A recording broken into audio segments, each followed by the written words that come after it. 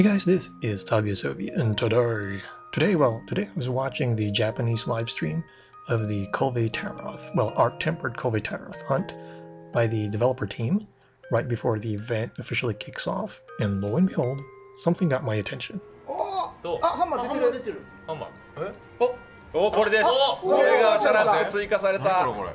That's right, some of the Kulve Taroth weapons actually come with skills. Now, if you're a build savant, that's actually a big deal.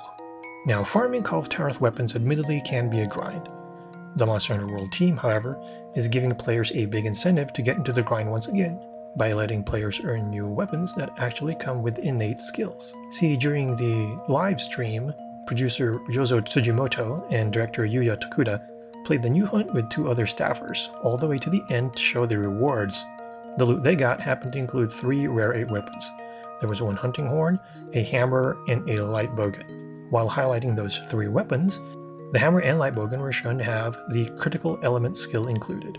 That's when Tokuda confirmed that some rainbow weapons from Kulve Taroth will come with innate skills. Now, weapons with innate skills first popped up in Monster Hunter World with the arrival of Lunastra. This was seen as a game changer by avid players, as it allowed people who like to do builds to free up their charm and armor decoration slots for other skills. The critical element skill is especially a big deal, as hunters typically had to equip 2 Rathalos armor pieces in order to get it via the Rathalos Master Reset bonus. The question now is what other potential skills can be garnered from the new Arch Tempered Kulve Taroth rainbow weapons, which can be acquired if hunters successfully repel the monster after putting her in a furied state. To do that, you'll need to focus on breaking her parts before the final phase, including her chest, which was a big point of emphasis from Tokuda. He pretty much kept repeating that, every time they got Kulve Taroth down, everybody just rushed to the chest and try to break it or turn it red. Once you do enough damage and break enough of the gold parts, you'll get a message from the commander saying that you've done enough damage. Now, while Arch Tempered Kulve Taroth has some new moves, apparently, the hunt went by pretty fast, so I don't know if we were able to see the whole list of moves from the monster. I think I noticed one Fire Breath that does a 360 spin or something like that, but other than that, all of the moves kind of look the same to me.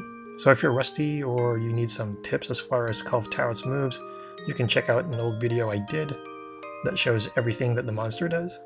I might update that video eventually once I get enough of the hunts in and get footage of all the moves, or the new moves. But for now, the old stuff actually still applies, because a good part of the hunt is still the same, which Tokuda mentioned as well. It's just a matter of doing enough damage as far as the parts and then the chest to make sure that the monster enters a furied state. Anyway, I'm looking forward to see what we get as far as the other weapons.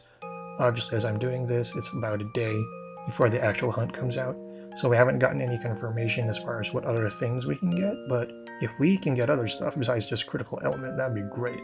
Like, for example, maybe you can get a weapon with critical status, that'd be good, because before that you needed to do an armor set with Zora Magdaros parts, and while the Gamma Zora Magdaros armor is actually not that bad, the regular high rank Zora Magdaros armor wasn't exactly the best. And so it'd be good to be able to free up some of those armor pieces or slots to put into other skills. That way you don't have to sacrifice too much to get certain skills in for particular builds. As far as the hunt itself, I guess I can go through some of the things I've noticed that the 4-man team was doing. Tokuda, for example, I believe was using a Lunastra light bowgun and pretty much using rapid fire thunder shots, which he would alternate with slicing shots. During the hunt, he actually said that bowgun is pretty good for this fight. In fact, during the stream, he said, well, this team, we have 3 melee users, and then you have 1 light bowgun, and so I'm feeling a bit uneasy, is what he said. But they did manage to get it to the final phase. Yeah, so as far as his gameplay, I noticed, he would use the thunder shots, and then he would use slicing shots as well, and then every time the monster gets downed, everybody would just rush the chest, and then he would plant the light bowgun landmines, the Wyvern Blast, I believe. Yeah, and then they just start peppering the chest. Producer Tsujimoto naturally was using a hammer, which is what he usually uses during these hunts. That's his favorite weapon. He was using a Kulve Taroth hammer that had a lightning element, so I can't specifically remember which one it was, but that's what he was using. And the first time he was kind of joking, because they're like, are you going to be okay? Because you can't hit the head as easily. But towards the last fight, when they would down him, the hammer actually proved to be really useful. And so he was using a thunder hammer. None of them changed weapons towards the end, so some of them started with weapons that were good at the first phase, but not so good for the final phase.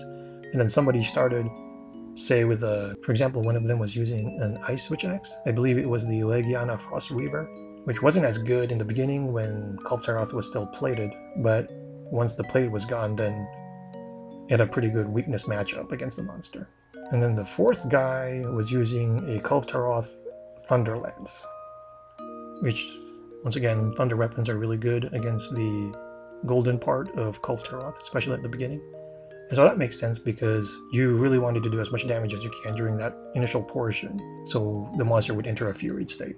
Yeah, so like I said, every time they would knock the monster down, it would rush towards the chest. At one point, they actually put the monster to sleep, and then they set barrel bombs on the chest.